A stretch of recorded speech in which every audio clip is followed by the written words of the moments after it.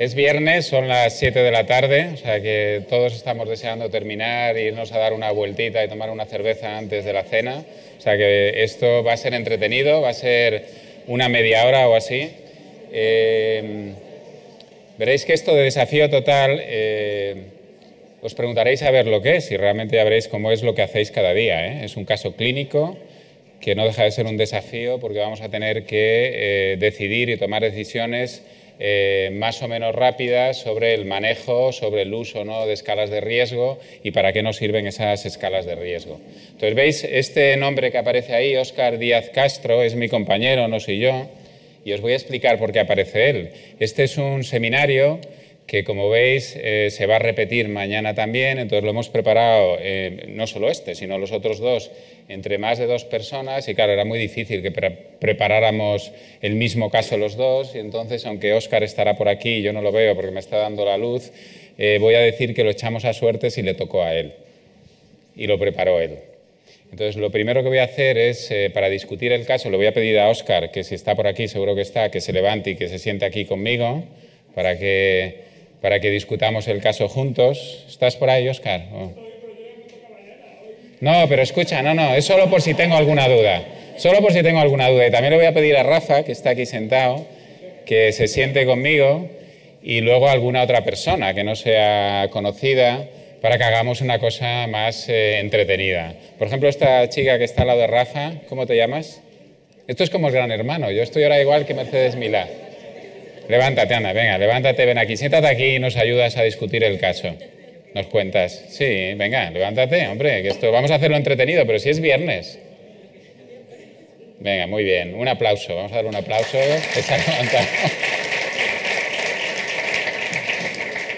Entonces, mira, tenemos un micrófono, entonces cuéntanos cómo te llamas y dónde trabajas. Pues yo soy Elena Arnaiz, del Servicio de Cirugía Cardíaca del Hospital de Salamanca. Muy bien, una cirujano, o sea, esto es fantástico. Vamos a ver lo que piensan los cirujanos de los antiagregantes. Muy bien. Bueno, vamos a empezar. Entonces, este es el desafío. Fijaros, el desafío no es otro más que este puzzle de tratamientos que veis aquí, lo podéis ver vosotros aquí en la pantalla, donde vamos a tener que elegir. Es como realmente, como si fuéramos a un restaurante y nos dieran un menú que no hay quien lo entienda, ¿no? Entonces tuviéramos que pedir ayuda, digamos, al camarero para que nos diga exactamente, bueno, ¿qué tenemos que hacer? ¿Qué puedo comer hoy? ¿No? Pues esto es algo parecido. Entonces, bueno, dicho esto, y esto es para que entendáis, y así, yo no sé si fue Óscar la idea que tuvo cuando lo planteó, pues este es el caso, es un paciente varón que tiene 70 años, es un tío hasta ahora bastante sano, es fumador, colesterol alto, no ha tenido ninguna enfermedad o patología importante, excepto que se operó de una hernia de disco lumbar, por lo que toma ocasionalmente antiinflamatorios, ibuprofeno. Además de eso, veis que toma una estatina, simvastatina, y un antihipertensivo, el candesartán. Está jubilado, dice que pasea 1 hora al día, y lo que le sucede, bueno, este es él, es la foto de él, que es Steve Martin. Discutíamos esta tarde a ver quién era o no era, y este es Steve Martin, que por cierto no está muerto, ¿eh? O sea que aunque le pase lo que vamos a ver que le ha pasado, este no ha fallecido. El que haya fallecido era Leslie Nielsen, que es él. Bueno, pues esto es lo que le sucede. Acude a urgencias de nuestro hospital, en este caso es el hospital de Pontevedra o de Vigo, de Vigo. El hospital de Vigo, por episodios autolimitados de malestar torácico que le duran aproximadamente una media hora y le viene sucediendo en los 3 últimos días. El último le duró más tiempo, 1 hora, y decide finalmente ir a urgencias. Cuando llega a urgencias no tiene ya dolor, tiene una tensión arterial un poquito alta, 150/86, no está taquicárdico, 85, y en la auscultación le vio un cardiólogo, está claro, porque pone que tenía un 4º tono en la auscultación. Yo no sé si muchos de vosotros estáis en urgencias y normalmente cuando escoltáis a un paciente que llega a urgencias después de un dolor sois capaces de escuchar un 4º tono. Bien, lo primero que se le pide es un electrocardiograma, que es este. Entonces, ¿qué os parece ese electrocardiograma? ¿Qué te parece? ¿Cómo era tu nombre? Irene, Elena. Elena es cirujano. No quiero meterte en un compromiso. Bueno, es un electro, podemos irlo yo, si alguien quiere comentarlo. Marcelo, por ejemplo, que está aquí al lado, a ver que nos diga qué le parece ese electro. Está en el paciente en ritmo sinusal, tiene un eje normales y lo que llama la atención, nada más verlo, es una discreta elevación del ST de la cara anterior, unos 2 milímetros en V2, V3, y la inversión de las ondas T de las ondas T desde V1 a casi V5, lo que sugiere un isquemia en territorio anterior, territorio teórico de una descendente anterior. A lo mejor, no me he fijado un poco en la clínica, pero podría haber tenido algún daño pues, en el pasado porque tiene esta pequeña elevación del ST. Yo te recuerdo la clínica, si quieres. No has estado atento, pero te lo cuento otra vez. Estaba prestando atención a otras cosas, sí, tienes razón. Bueno, la clínica lleva 3 o 4 días con episodios recortados de dolor, le duran hasta media hora y un rato antes de llegar a urgencias tuvo un episodio más prolongado, 1 hora. Ahora mismo está sin dolor y este es el electro que tiene, con esas T's invertidas y ese T levantado. A Steve Martin le pasa algo en la descendente anterior, una estenosis crítica. ¿Qué es lo siguiente que harías en ¿no? Vas a ver las urgencias, te cuenta esta historia, tiene este electrocardiograma. Ya le he auscultado, ¿Sí? ya le hemos extraído ahí una analítica para... ¿Una analítica? Una analítica, sí. Vamos a ver la analítica, muy bien. Esta es la analítica. Entonces, bueno, yo no sé si desde aquí la veis o no. Esto es el hemograma. Y bueno, básicamente está puntuado en rojo que tiene algo de leucocitosis, ¿no? No es muy llamativa, pero tiene 12.000 leucocitos con desviación izquierda y sobre todo en la bioquímica, fijaros cómo tiene las enzimas elevadas, ¿no?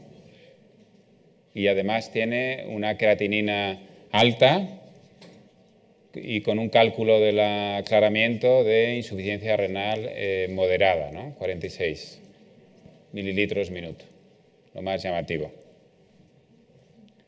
Vamos a seguir, vamos a ir adelantando. Bueno, esto es una placa de tórax que también se la hemos pedido en urgencias y esto es más o menos un índice de lo que vamos a discutir a partir de ahora, que es cómo estratificar el riesgo en este paciente, cómo vamos a seleccionar el tratamiento antitrombótico y luego alguna reflexión sobre el tratamiento que vamos a darle o no. Entonces, ¿tenéis todos cómo votar? Porque ahora empiezan las votaciones, ¿no? ¿Alguien no lo tiene o puede a lo mejor...? Vale. Entonces, esto no es una pregunta para acertar o fallar, sino para hacernos una idea de más o menos qué es lo que cada uno de vosotros soléis hacer en vuestra práctica clínica. Entonces, la pregunta es cómo soléis estimar el riesgo en un paciente como este, que llega a urgencias con un dolor y que es un dolor que es sospechoso de un síndrome coronario agudo. ¿Cómo lo hacéis?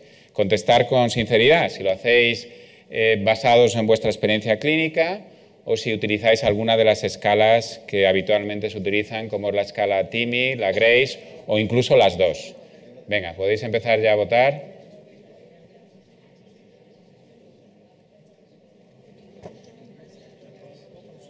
Sí. Llevamos... Claro, ahí sí, pero aquí están ya... Yo creo que ya os estáis chivando unos a otros, ¿no? Me parece. O sea, yo creo que ya podemos pararlo, a ver lo que... Muy bien, muy sinceros. La mayor parte, como veis ahí, más de la mitad, lo hacéis a ojo. Y hay, bueno, un 30% que utiliza la escala TIMI, que ya habéis visto en la charla hoy, que era una escala relativamente sencilla de sí o no, 7 puntos. Y luego la escala Grace, que es la que curiosamente recomiendan las guías, se utiliza en un porcentaje muy pequeño, un 7%, ¿no? ¿Esto por qué crees tú que es debido, Óscar? Yo creo que un poco entras en la dinámica de la facilidad del día a día, ¿no? Es decir, si te tienes que meter en una aplicación online para hacer un cálculo estimativo que más o menos va a reproducir, cuando tienes un poco de experiencia, lo que tú crees que realmente, que vamos a ver luego si realmente todos creemos la mortalidad que tiene este paciente de forma adecuada, pues realmente entras en la dinámica de ir a lo rápido, porque además no vas a modificar mucho la actitud, ¿no? En general con los pacientes de riesgo moderado o alto, ¿no? Y bueno, quizás los médicos que tengan menor experiencia, quizás el utilizar una escala de riesgo le haga ser sensible a realmente cuál es el riesgo real de estos pacientes, ¿no? Entonces, ¿tu recomendación cuál es? ¿Que se utilice? Mi recomendación es que se utilice. Que se utilice, ¿no? Como dicen las guías, que se debe utilizar. Y hoy en día todos tenemos smartphones que realmente es menos de un minuto calcular esto. El tiempo que lleva es menos de un minuto. Y Rafa, ¿tú qué opinas? Hombre, lo que hay que decir es que hay que recomendar que se utilice. Lo que ocurre en la práctica es que eso no... quiero decir, el resultado se corresponde bastante con la realidad. Y es porque, a pesar de que el smartphone pueda parecer una ventaja que facilita el uso, realmente en la práctica, desde mi punto de vista, es una barrera. Quiero decir, realmente la experiencia clínica, el manejo del electro, el estado hemodinámico, la troponina y la clínica del paciente, evaluados de forma rápida, te aproximan bastante, y los diabéticos, te aproximan bastante a la gravedad clínica. Ideal, con escala eres más fino, ¿no? Eres capaz de predecir mortalidad. Pero lo que ocurre es lo que se ve, ¿no? Esta es la recomendación formal, habría que usarla. Pero estamos lejos de eso. Y tampoco veo una tendencia hacia eso en los últimos años. ¿Y Elena qué opina? Yo opino, hombre, que habría que usarlas. Lo que pasa que, claro, igual la carga Elena, asistencial... esta pregunta a lo mejor para nosotros no las... ¿Eres residente o eres ya cirujano? Adjunto, sí. Es adjunto, ¿eh? Sí, ya tengo mis años. Bien, no, si hubiera pregunta, yo seguro que muchos de vosotros queréis... No, pero yo creo que la gente ha sido muy sincera. Igual la carga asistencial, sobre todo en cardiología, que os avisan en urgencias, pues hace que no se lleguen a calcular o que, bueno, pierdas un poquito ahí. Pero vamos, que se deberían de hacer. Yo creo que eso que dices es muy importante, que la parte educativa, ¿no? Sobre todo para la gente en formación, claro, el utilizarlo, porque, hombre, Rafa tiene mucha experiencia, Óscar también, seguro que no se le pasa por alto cuando valora a un paciente ninguno de los aspectos que valoran estas escalas, pero para la gente más joven yo creo que es un buen arma, ¿no? No perder la costumbre de hacerlo, aunque cueste un poquito más, pero vamos, nosotros no lo calculamos, pero tenemos otras escalas que debemos de usar en el uso diario y es lo que decimos, que ya el hecho de tener que calcular cualquier cosa que nos haga tener que buscar ya nos cuesta más. Entonces decimos, pues esta escala no nos gusta, esta escala, bueno, pues no es tan importante, pero hay que hacerlo. Es verdad que los cirujanos sois muy de escalas, ¿no? Es cierto. No, pero hay alguna. Antonio, ¿yo te puedo preguntar a ti? Claro, también, sí. ¿Cómo venganza? ¿Cómo acercarías tú esa necesidad o esa recomendación, ese contraste que hay con lo que ocurre, con lo que deberíamos de hacer? ¿Cómo harías tú que la gente use algo que deberíamos de usar pero que no lo hacemos? Hombre, yo creo que primero la disponibilidad, la facilidad, el hecho de que esto se pueda descargar en un teléfono móvil o tenerlo en el ordenador donde hacer la historia clínica. En urgencias, cuando valoras un enfermo de estos, todos nos sentamos en un ordenador a escribir el comentario o hacer las peticiones. Entonces, el tenerlo ahí, yo creo que eso facilita mucho. Y luego el látigo. Yo creo que el látigo con los residentes es la manera y al final, bueno, es decir, he dicho el látigo, es decir, un poco el obligarles a hacerlo, porque yo sí que creo que esto les hace acostumbrarse a valorar una serie de cosas que de otra manera se te pueden pasar desapercibidas. Y luego, obviamente, hay que mostrar la utilidad, ¿no? Seguro que hay casos en tu hospital o en el mío donde hay problemas hemorrágicos, por ejemplo, que hubiéramos podido evitar si hubiéramos hecho la escala, y hay que ir un poco hacia atrás y decirle, mira, ves, no nos fijamos en que se le había puesto tal y tal antecedente, que tenía anemia y no tuvimos en cuenta la anemia a la hora de decidir el tratamiento antitrombótico y ahora está con una hemorragia. En fin, esas son las cosas que seguramente sirvan para que la gente lo vaya aprendiendo, ¿no? Bien, esta es otra pregunta que viene, bueno, que es la misma, pero aquí es más sencilla, porque aquí solo tenemos una posibilidad, que es la escala de riesgo, el Crusade, o bien a ojo. Entonces, os voy a pedir ahora también que contestéis a esta pregunta. Yo no sé, todavía no no nos han puesto el PowerPoint. Ahí está. Vamos a contestar a esta pregunta. También esta es muy rápida y sencilla y es el cálculo del riesgo hemorrágico en cualquier paciente. No estamos hablando todavía de nuestro paciente. Para mí esta es más difícil. En esta estamos menos, es más reciente y estamos todavía menos acostumbrados a hacer el cálculo del riesgo hemorrágico. Y esto para los cirujanos también es importante o muy importante, ¿no? Es básico, claro. Muy bien, de nuevo tenemos un grupo... Bueno, yo iba a decir sincero, yo lo del 29% me llama la atención, ¿eh? Yo creo que la escala Crusade es, si cabe, todavía más complicada que la escala Grace. Óscar, ¿quiere decir algo? Yo creo que nuestra audiencia es muy joven y quizás esto es lo que hace que haya un 29% de gente que lo utiliza. Seguro. Probablemente esto, si lo segregásemos por edad, no sería tanto, ¿no? Es una buena señal, ¿no? Entonces, muy bien. Bueno, pues vamos a seguir. Ahí tenéis a House, que está sorprendido también, ¿no? Vale, pues vamos a pasar, vamos a seguir adelante, porque si no, no salimos de aquí.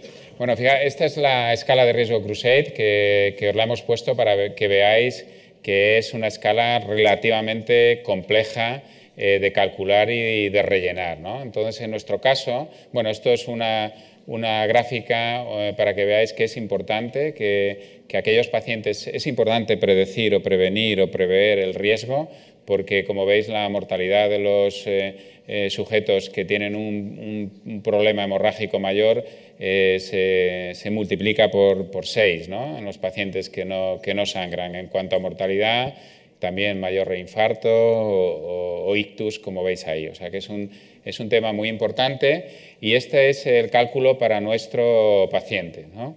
Es un riesgo, es una puntuación de 32, lo que le confiere un riesgo de un 7%, que vendrá fundamentalmente determinado en este caso, a lo mejor vamos a aprovechar que está aquí Óscar y nos lo explica, por la insuficiencia renal. Probablemente, y un poco la taquicardia, ¿no? y la edad, ¿no? La edad y la insuficiencia renal, fijaros que la edad que tiene, pues tenía, ¿cuántos? 70 años, ¿no? No es casi de los pacientes más jóvenes que vemos habitualmente, y la insuficiencia renal es algo pues que tenemos que acostumbrarnos cada vez más a valorar. Marcelo quería decir algo.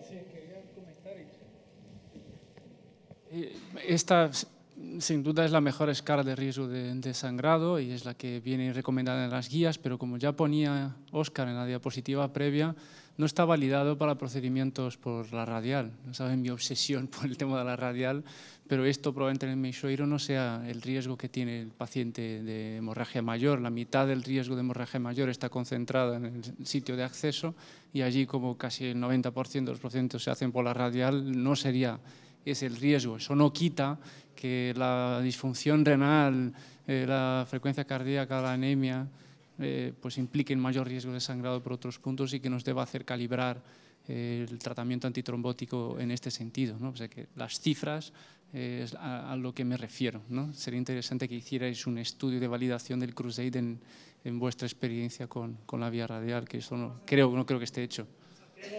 La gente del Hospital de Santiago, que utilizan también mayoritariamente radial, ha publicado recientemente una validación en su población y sale bien, ¿no? Una de las críticas mayores que se le ha hecho a esta escala es el tema de que no recoge la edad como elemento clave, que uno siempre entiende que los individuos de mayor edad tienen mayor riesgo trombótico, ¿no? Pero toda esa información probablemente esté metida en la variable de mayor potencia en la hora de estimar riesgo para cualquier patología cardiovascular, que es la función renal.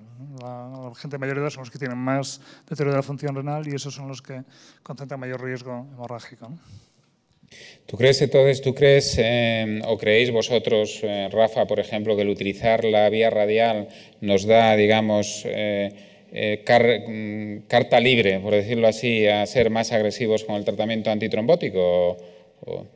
Hombre, yo coincido con Marcelo que una parte importante del sangrado es debido a la vía de acceso. Nosotros también tenemos un porcentaje de uso de radial mayor del 90%. La incidencia de fenómenos hemorrágicos mayores ha disminuido de forma dramática desde que esto ocurre así en relación a la vía femoral. Teníamos antes muchos problemas de acceso local Esto es una parte importante y hay otra parte que es atribuible a otras razones, ¿no? Pacientes anémicos, pacientes mayores, pacientes con antecedentes de comorbilidades importantes, ¿no? Todo cuenta. Yo creo que todo cuenta, ¿eh? Yo creo que lo de la vía de acceso es muy importante y sí que es verdad que nos liberamos un poco de los hematomas femorales, pero bueno, no hay que descuidar o no tiene por qué ser, yo entiendo así, ya liberarnos y decir, bueno, como vamos por vía radial, podemos volver a anticoagular a un paciente que a lo mejor ha recibido ya la enoxaparina, ¿no? Y está bien anticoagulado con enoxaparina, viene a la sala de hemodinámica y le ponemos heparina sódica porque no sangran por la radial, ¿no? Allí tenemos un comentario. ¿Qué haríamos si este paciente hubiera venido a 17 días de tensión arterial? A urgencias. Porque claro, el filtrado es aguantable, pero 17 a 11 que puede pasar y que a veces nos olvidamos que estamos anticoagulando, descoagulando y hay gente con hipertensión mantenida. Pero lo pregunto, ¿qué actitud hubiéramos hecho con un hipertenso en ese momento descompensado? No, contesta. La tensión arterial está recogida dentro de la escala Crusader. Está claro que a mayor tensión arterial, más riesgo hemorrágico. Obviamente, a ese paciente yo creo que hay que normalizar la tensión arterial, que tenemos fármacos intravenosos que son muy eficaces de forma inmediata y automáticamente uno tiene ya...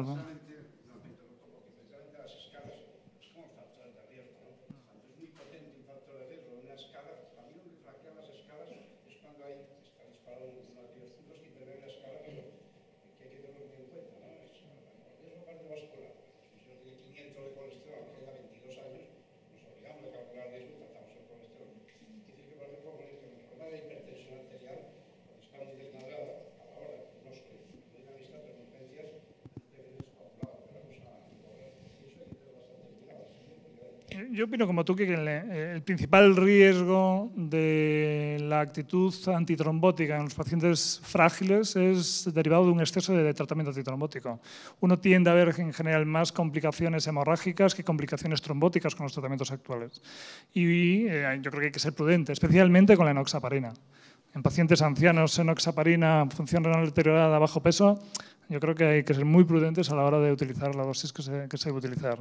Pero la escala no hace más que hacerte evidente esto en un momento concreto del tiempo, claro. Y yo creo que esto que has comentado nos abre también otro aspecto que se ha discutido hoy mismo y es que la valoración del riesgo no es puntual, ¿no? O sea, que es una valoración continua y que hay ciertos aspectos del riesgo modificables, por decirlo así, como puede ser en este caso la hipertensión, ¿no? Entonces, probablemente este es un enfermo que, como bien habéis dicho, habría primero que bajarle esa tensión, controlarle y probablemente recalcular el riesgo a la hora de decidir el tratamiento una vez que tuviera esa tensión controlada, ¿no? Bueno, entonces lo que las guías dicen, bueno, aquí lo tenéis, no habéis visto muchas diapositivas de guías esta tarde y no vamos a entretenernos más, pero las guías recomiendan utilizar las escalas de valoración del riesgo isquémico y del riesgo hemorrágico. Bueno, y este es el resumen de lo que hasta ahora tenemos de este paciente. Entonces tenemos, como veis ahí, pues un paciente que viene a urgencias con un episodio de dolor que le dura 1 hora, llega asintomático, tiene ese electro que habéis visto antes con esas T's invertidas. Esta es la valoración del riesgo utilizando la escala Grace del riesgo isquémico, de una mortalidad hospitalaria de un 2% y a los 6 meses de ese 8%. Entonces, yo no sé, bueno, pues vamos ahora al grano, ¿no? Que es el tratamiento, ¿no? Entonces, tenemos que decidir qué tratamiento ponerle. Tenemos aquí varias posibilidades y vamos a empezar ya. Esta es una pregunta. Estoy diciéndolo de pregunta para que desde el control me atiendan y cambien ahí lo tenéis. No, aquí ha habido estos, bueno, los problemas del directo, ¿no? Es que te has cargado una diapo, que era esta. Sí. A todos esos que han contestado, el 50 o el 60% de gente que no utiliza habitualmente la escala de riesgo, le íbamos a pedir, presumiendo que iba a ser mucha gente, cuál creían que era ese era riesgo en virtud de esa experiencia clínica acumulada, ¿no? Es esta pregunta. Y lo que pasa es que ya has puesto la respuesta. Esta es la pregunta. No, pero no se han dado cuenta, no lo han visto. Pues Entonces, venga, la pregunta es, ¿cuál creéis que es el riesgo isquémico, o sea, el riesgo de mortalidad hospitalaria y a los 6 meses en este paciente? Ya verás cómo no se han dado cuenta. Pues lo mire. Lo que pasa es que lo que ha pasado con borrar unas diapositivas y otras y tal. Sí. Os recuerdo que solo utilizáis la escala Grace el 7% de los que hay aquí, y el resto lo hacéis a ojo. Y os hemos soplado, pues se ha visto, en un momentito dado se ha visto. Bueno, ya veo que habéis estado atentos, ha salido mal. Bueno, ¿para qué? Muy bien. Bueno, pues efectivamente se ha visto en la diapositiva anterior, ahora ya no me atrevo a darle para atrás o para adelante, que era ese 2 y ese 8% de mortalidad. Aquí lo tenéis, Este es el 2 y el 8%. Muy bien. Venga, pues ahora sí que vamos con esta otra pregunta, que es, ya sabemos que es un paciente que tiene un riesgo moderado, ¿no?, de mortalidad y un riesgo moderado hemorrágico, o sea que es el paciente de todos los días, ¿no? Y tenemos que ponerle un tratamiento. Entonces, os recuerdo que estamos en un evento organizado por AstraZeneca, pues es para daros una pista. Lo hemos puesto fácil,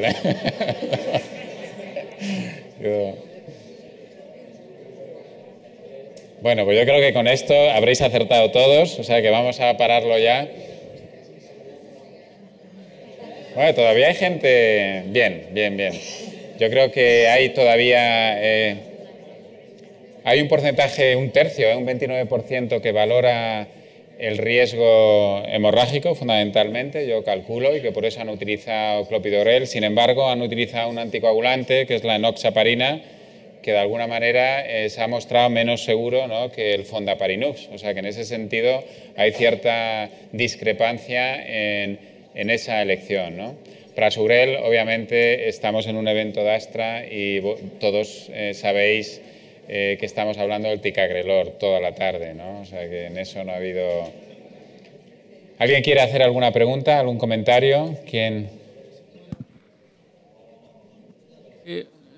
Aunque no tenga que ver con la antiagregación, creo que es muy importante lo que has comentado del fondaparinux versus enoxaparina y la importancia que tiene esto en la reducción de sangrados. Y mi pregunta es muy práctica. A ver, en tu hospital, en el de todos, a este señor, al día siguiente, a la mañana siguiente, salvo que sea el ingreso de ahora, el viernes, se le va a hacer un cateterismo y probablemente se va a tratar de forma percutánea la descendente anterior.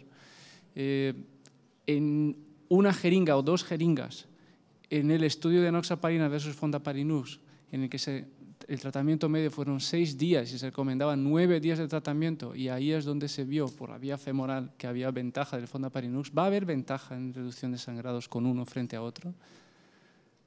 Mi respuesta es no.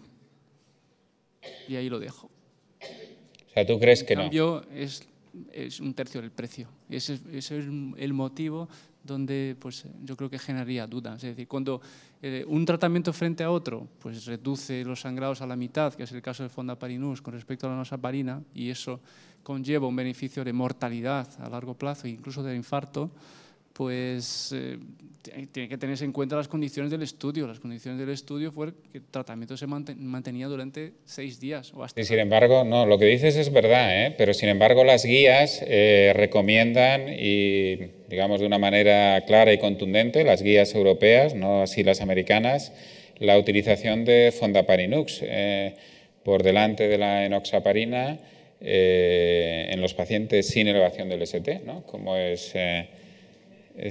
No había la opción de aspirina, ticagrelor y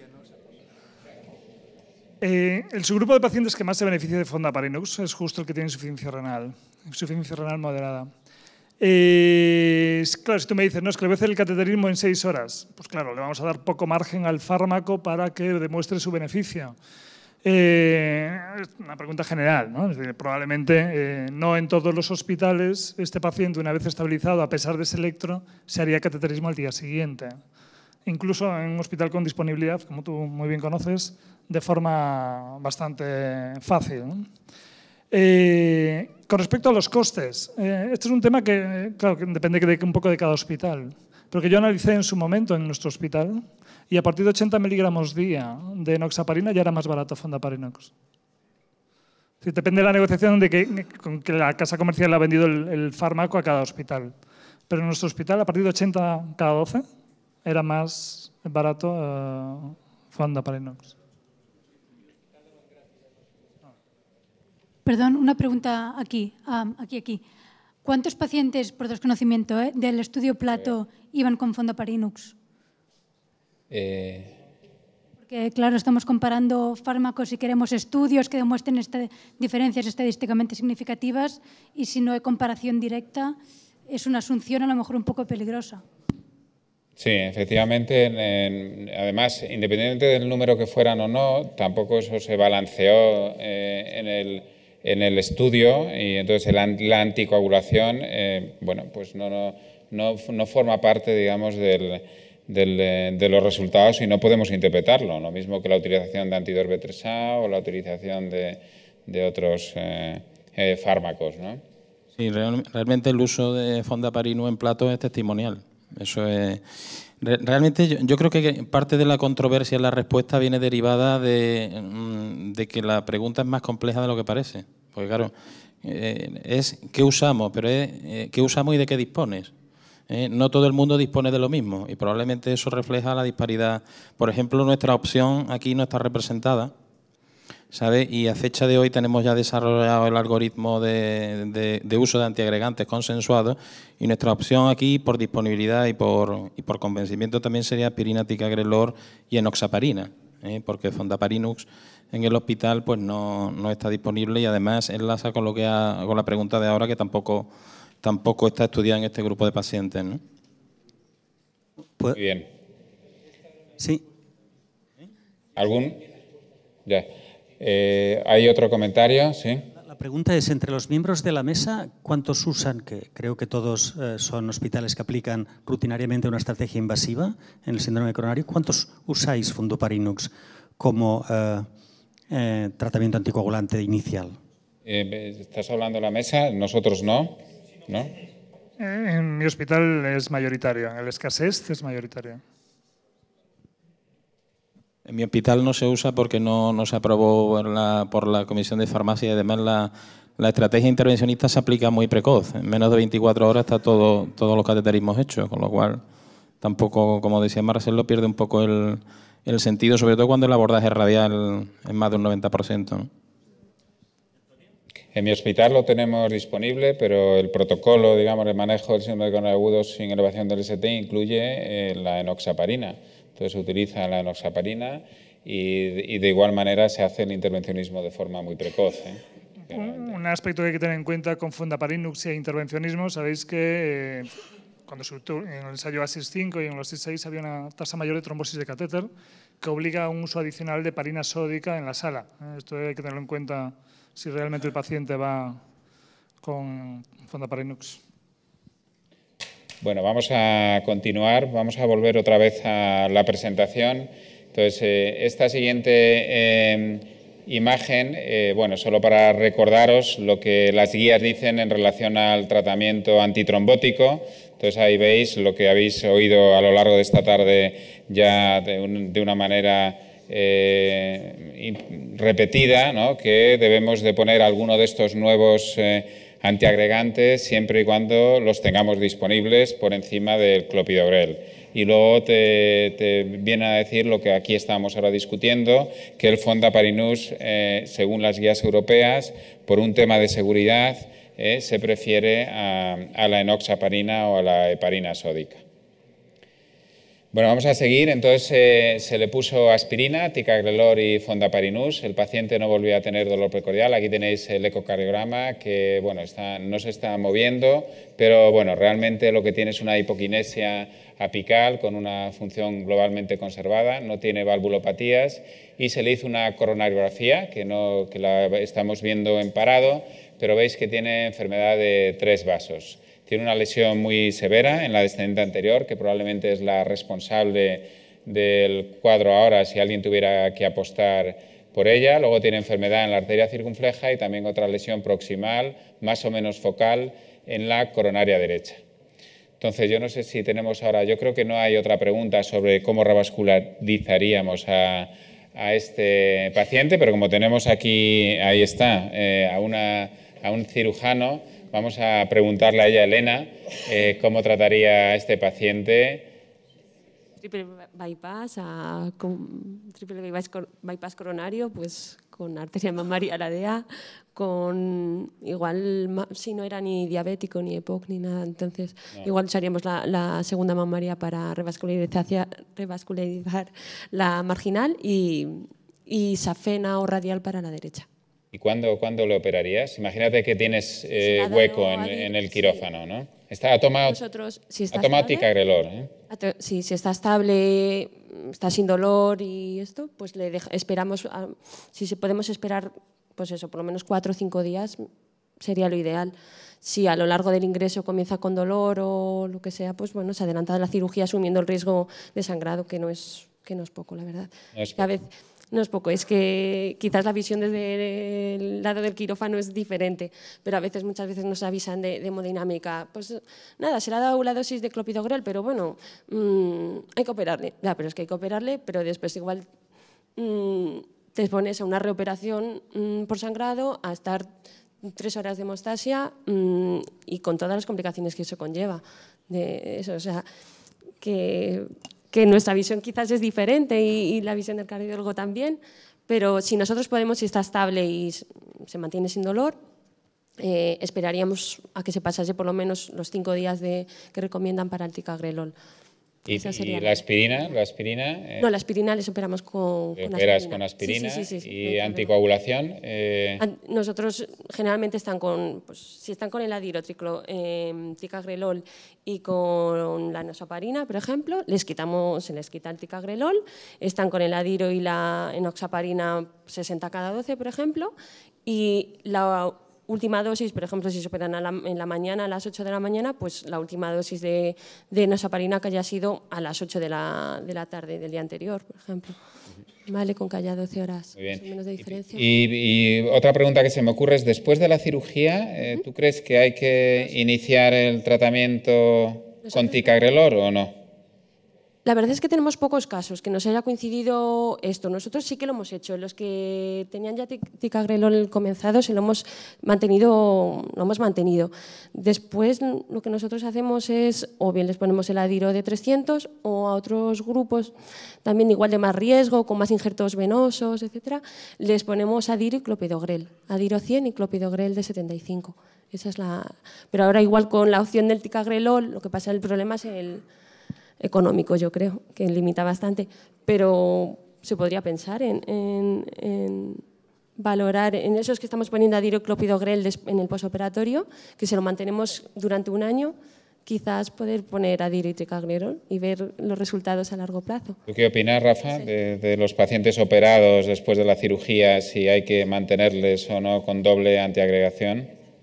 Yo creo que hay poca experiencia todavía. Realmente en la población plato un 10% fueron a lo largo de todo el estudio a cirugía cardiovascular, pero es verdad que muchos de ellos tras operarse se quitó el tratamiento y siguieron con antiagregación simple con aspirina. Luego, yo creo que estamos recorriendo un camino y que esa respuesta va a tener, esa pregunta va a tener respuesta en los próximos tiempos, pero ahora mismo de forma categórica hacer una recomendación no creo que estemos en disposición. En mi experiencia, la opción terapéutica que dice Elena creo que es adecuada. Lo que sí ocurre en muchos de estos pacientes en la espera es que acaban revascularizándose con hemodinámica.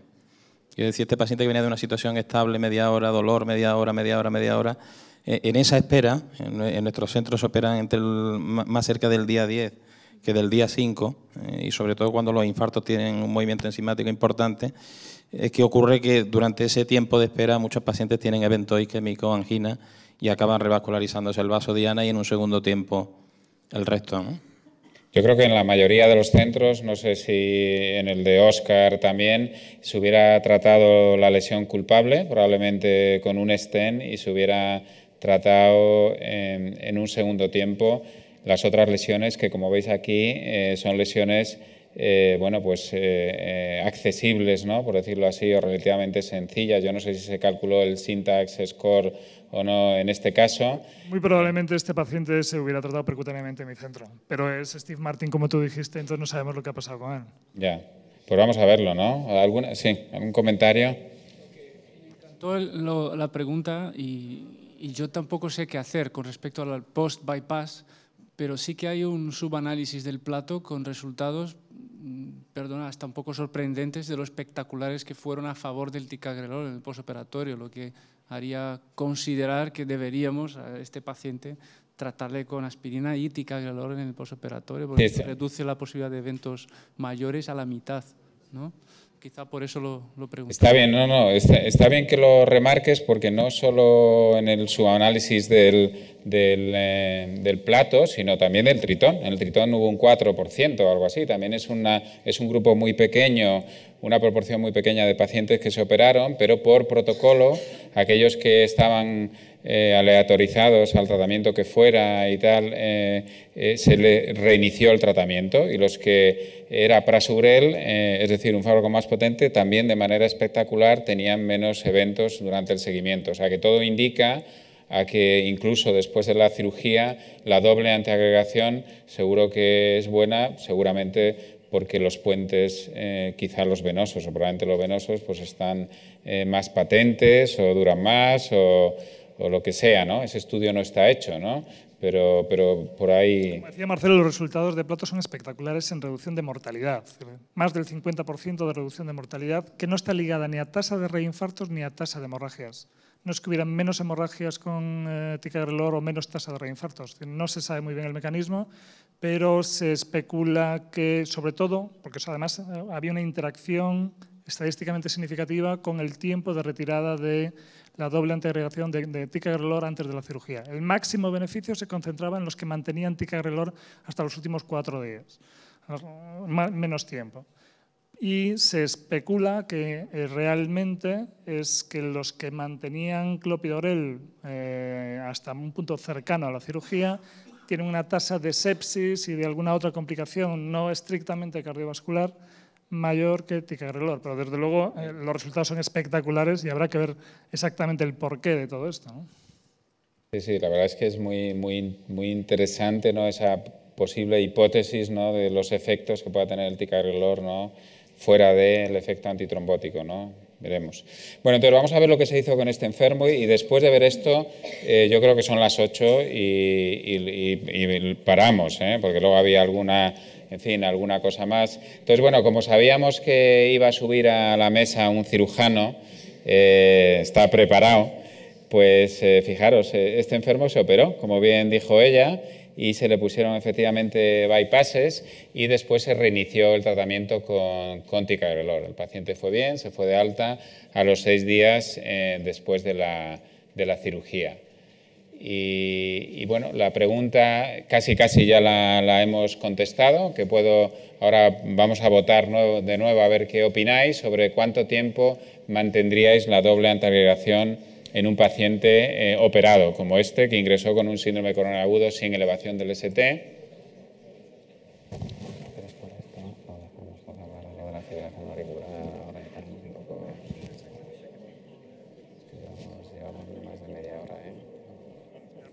Yo creo que ha habido mucho. Elena, ¿tú qué harías? ¿Cuánto tiempo le mantendrías el ticagrelor? 12 meses, pero no 12 meses, sí. O no, pero yo no mantendría. No, tenemos un comentario, sí. Yo quería volver un poco atrás, que lo hemos seguido. Yo veo ese electro y yo no lo tengo muy claro que sea realmente un síndrome coronario agudo sin elevación del ST. Pero quitando las dudas, suponiendo que fuera con elevación del ST, sí. cambiamos nuestra Si lo hubiéramos interpretado como un síndrome coronagudo con elevación del ST, ¿no? Pues sería un paciente que llega ya sin dolor y llega con 2 horas de evolución, ¿no? Porque hemos dicho que había tenido 1 hora de dolor y que había ido a urgencias, ¿no? Pues más o menos. Y si lo hubiéramos empezado como tal, se le hubiera hecho una angioplastia a la descendente anterior, una angioplastia primaria. Se hubiera llamado al hemodinamista y se le hubiera hecho un cateterismo, se hubiera probablemente identificado. Entonces, ¿qué hubieras hecho? Yo tendría que plantear, si considero que es con elevación del ST, pues yo tendría que plantear si fibrinolysis o... Ya. Bueno, ya podríamos volver al electro otra vez, ¿no? Pero realmente, bueno, pues hay matices, pero yo creo que este es un caso que no cumple los criterios, ¿no?, de fibrinolisis, de elevación del ST, como para indicar un tratamiento, aunque tiene ese ST un poquito levantado en cara anterior, con TES invertida. Realmente lo que, hombre, con la experiencia te dice, lo que te está indicando es que hay una, como bien dijo aquí alguien al principio, una lesión severa en la descendente anterior, pero con un vaso abierto, ¿no? Eso es un electro que da la sensación de que la arteria descendente anterior está abierta, ¿no? Entonces, a mí me parece que se interpretó bien como un síndrome coronario agudo sin elevación del ST, pero bueno.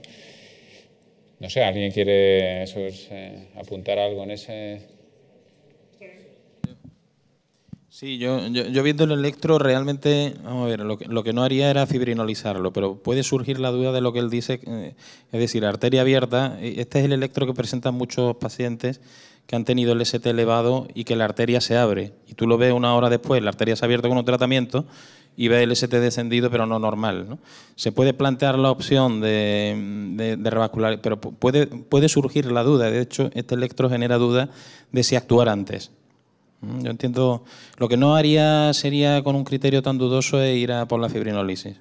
De hecho, esa estrategia es relativamente frecuente, ¿eh? Con cierta frecuencia se avisa al hemodinamista porque hay dudas, ¿no?, sobre si es un paciente con o no una arteria cerrada.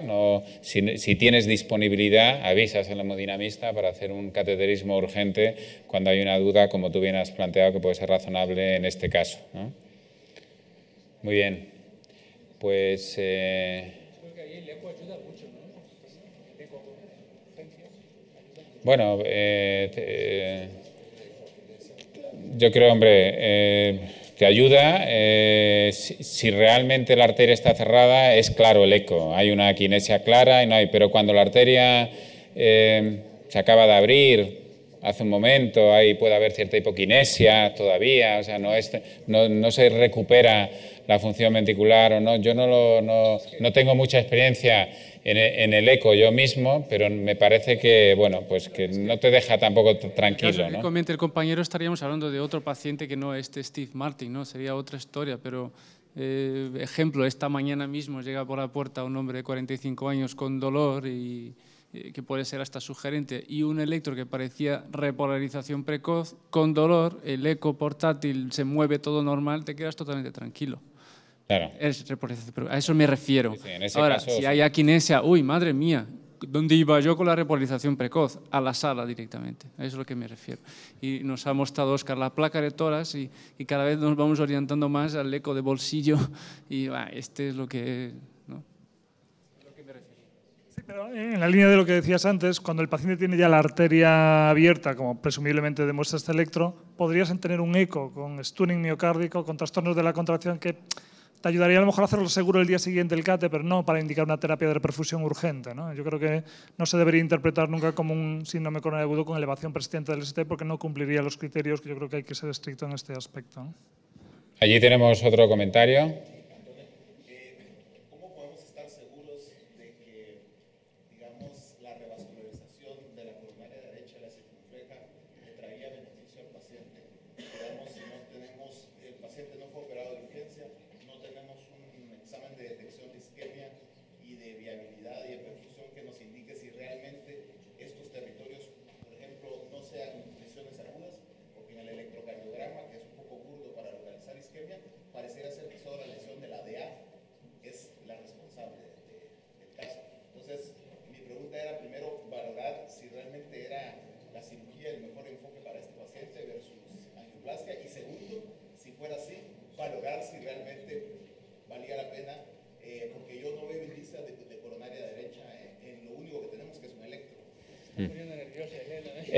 No, la verdad es que es una muy, muy buena pregunta, porque ahora mismo el debate está, ¿verdad?, en si hay que revascularizar o no mediante angioplastia todas las lesiones que veamos que supuestamente desde el punto de vista del ojo, ¿no?, sean severas o no. Para la angioplastia ahora mismo se exige, entre comillas, el haber demostrado bien mediante una prueba de detección de isquemia o una prueba fisiológica de guía de presión o de imagen, la severidad de las lesiones. Sin embargo, en la cirugía, por otros motivos, probablemente porque se piensa que la cirugía es un tratamiento con una única oportunidad, ¿no? Es decir, bueno, si le voy a abrir el pecho y le voy a operar, pues realmente tengo que revascularizar todas aquellas lesiones que en la angiografía me hayan parecido severas, porque no voy a tener otra ocasión de operarlo, de ponerle puentes, ¿no? A ver, Elena, ¿qué opina de esto? Si no le revascularizas otras lesiones que pueda tener, igual no sale de bomba. El señor puede hacer de un infarto, o sea que entonces por eso creo, pero vamos. No, pero es muy interesante porque realmente ahora mismo el debate está ahí, ¿no?, en valorar la severidad de las lesiones e incluso en proponer el hacer intervenciones híbridas, ¿no?, que es otro aspecto que no hemos tocado aquí. ¿Sí? Ángel.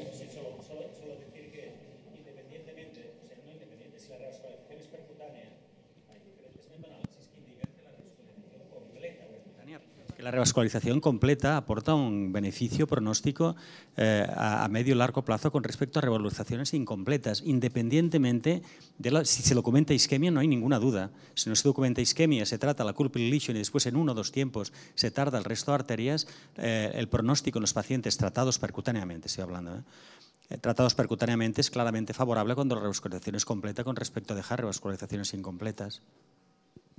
Sí, pero la pregunta, de eso no hay duda, pero la pregunta es sobre la severidad de las lesiones, y en concreto sobre la coronaria derecha, que efectivamente en esa imagen que tenemos ahí parada, bien podría ser una lesión de un 40 o un 60%, ¿no?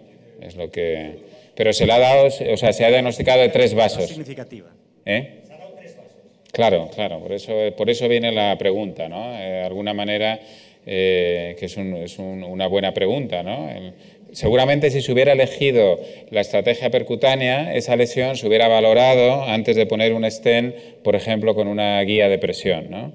Es lo que probablemente queremos llegar aquí al fondo, ¿no? Entonces hubiera colocado o no un stent en función del resultado de la guía de presión en esa coronaria derecha.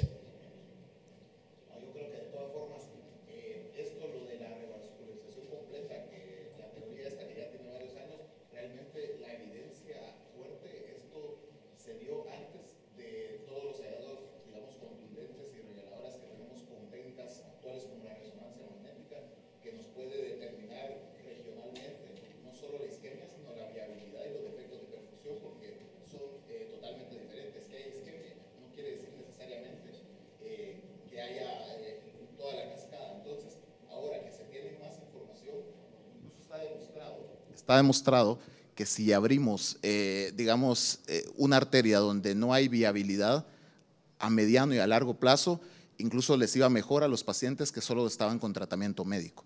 O sea que, a ver, yo entiendo lo de la teoría de la revascularización completa y yo como hemodinamista también me inclino a eso, pero yo creo que hay que tener esos matices fisiológicos. Sí. Se van los autobuses. Una cosa... El concepto... Me dice que se van los autobuses. El concepto viabilidad implica que uno tiene disfunción sistólica en ese área y que puede o no recuperarla no os preocupéis, es mentira, no se van. Con la revascularización. En este caso, toda la contractilidad estaba conservada, con lo cual el concepto viabilidad no aplicaría en este paciente. Bueno, perdón, yo estoy totalmente de desacuerdo. Contractilidad con un método muy burdo como es la ecografía. Los trastornos de contractilidad se dan mucho después.